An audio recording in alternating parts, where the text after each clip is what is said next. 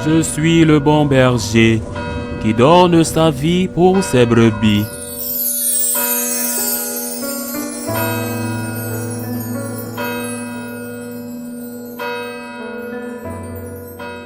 En ce temps-là, un docteur de la loi se leva et mit Jésus à l'épreuve en disant, « Maître, que dois-je faire pour avoir en héritage la vie éternelle ?» Jésus lui demanda, « Dans la loi, qu'y a-t-il d'écrit? Et comment lis-tu » L'autre répondit, « Tu aimeras le Seigneur ton Dieu de tout ton cœur, de toute ton âme, de toute ta force et de toute ton intelligence, et ton prochain comme toi-même. » Jésus lui dit, « Tu as répondu correctement, fais ainsi et tu vivras. » Mais lui, voulant se justifier, dit à Jésus, « Et qui est mon prochain ?» Jésus reprit la parole. Un homme descendait de Jérusalem à Jéricho et il tomba sur des bandits. Ceux-ci, après l'avoir dépouillé et roué de coups, s'en allèrent en le laissant à moitié mort. Par hasard, un prêtre descendait par le chemin et il le vit et passa de l'autre côté. De même, un lévite arriva à cet endroit et le vit et passa de l'autre côté. Mais un samaritain qui était en route arriva près de lui et le vit et fut saisi de compassion. Il s'approcha et pansa ses blessures en y versant de l'huile et du vin. Puis il le chargea sur sa propre monture, le conduisit dans une auberge et prit soin de lui. Le lendemain, il sortit 2 pièces d'argent et les donna à l'aubergiste en lui disant, « Prends soin de lui. Tout ce que tu auras dépensé en plus, je te le rendrai quand je passerai. Lequel des 3, à ton avis, a été le prochain de l'homme tombé aux mains des bandits? » Le docteur de la loi répondit, « Celui qui a fait preuve de pitié envers lui. » Jésus lui dit, « Va, et toi-même fais de même. » Acclamons la parole de Dieu. Quand Jésus raconte cette parabole, celle du bon samaritain, il faut en tenir compte pour comprendre ce que demandait la loi juive. Les 10 commandements de Moïse sont marqués par une parole très essentielle. Tu ne, en disant ce que l'on ne doit pas faire. Tu ne tueras pas, tu ne mentiras pas, tu ne voleras pas. Et c'est obligatoire. Les Juifs le savaient et ils ont toujours essayé de le mettre en pratique, sans pour autant contester, sans pour autant mettre de conditions, mais simplement en mettant tout en pratique, parce que ce sont des commandements de Dieu.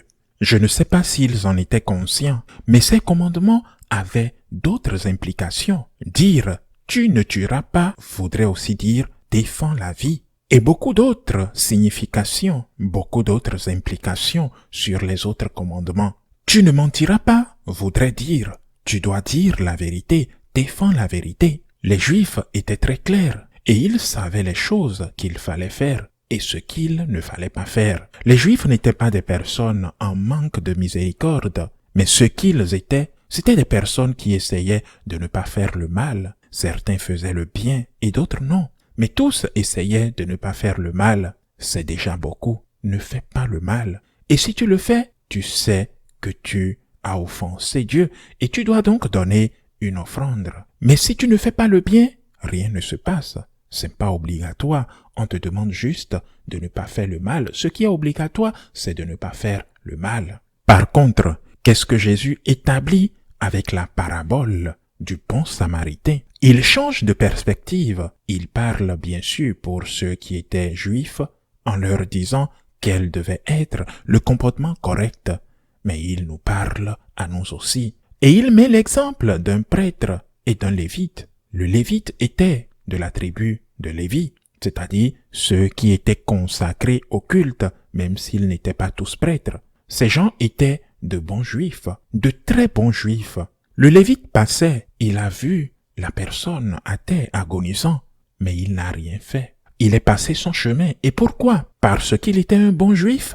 Non, pas du tout. Parce qu'il ne s'est pas arrêté. Parce qu'il ne se sentait pas concerné. Évite le mal. C'était le plus important. Et il avait une conscience tranquille, parce que leur loi ne les obligeait pas à faire le bien, mais les obligeait à ne pas faire le mal.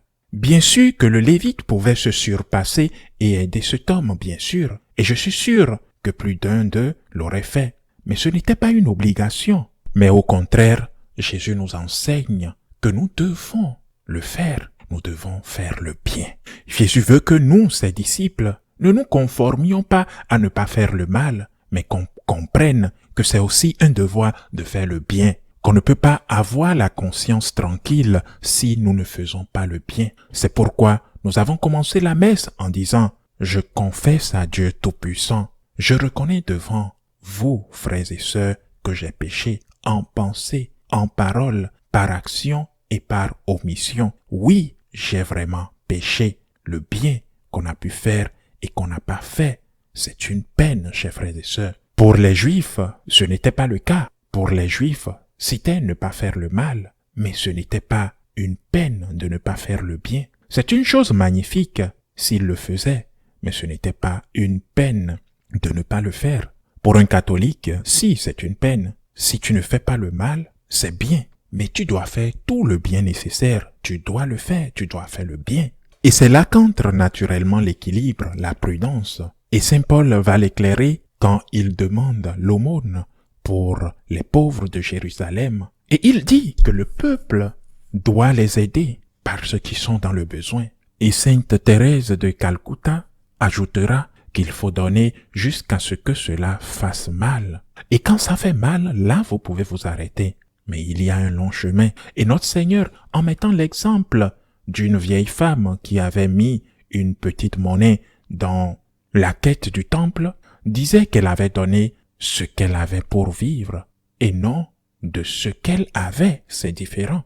Un catholique ne peut pas examiner sa conscience seulement par le bien qu'il a fait, mais plutôt par le mal qu'il a fait. C'est pourquoi nous commençons par examiner notre conscience par les 10 commandements, le mal que j'ai fait. Mais il y a aussi le bien que j'ai arrêté de faire, que je pouvais faire, et que je ne fais pas. Pas le bien impossible.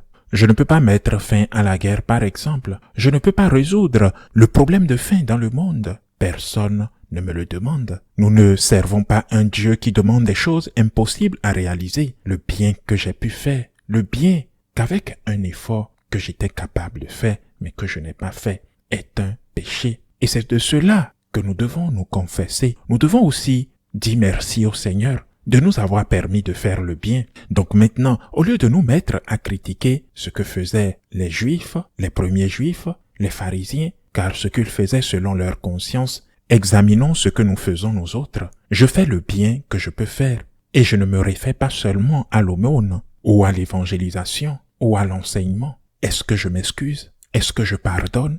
Est-ce que je partage le peu que j'ai, même si cela s'accompagne d'un sacrifice? N'oublions pas que le Seigneur va m'en demander des comptes, non pas les comptes de l'impossible, mais du bien que je pouvais faire et que j'ai pas fait. Parce que le bien que nous n'avons pas pu faire fait souffrir nos frères, un frère dans lequel est présent Jésus-Christ. Ainsi soit-il.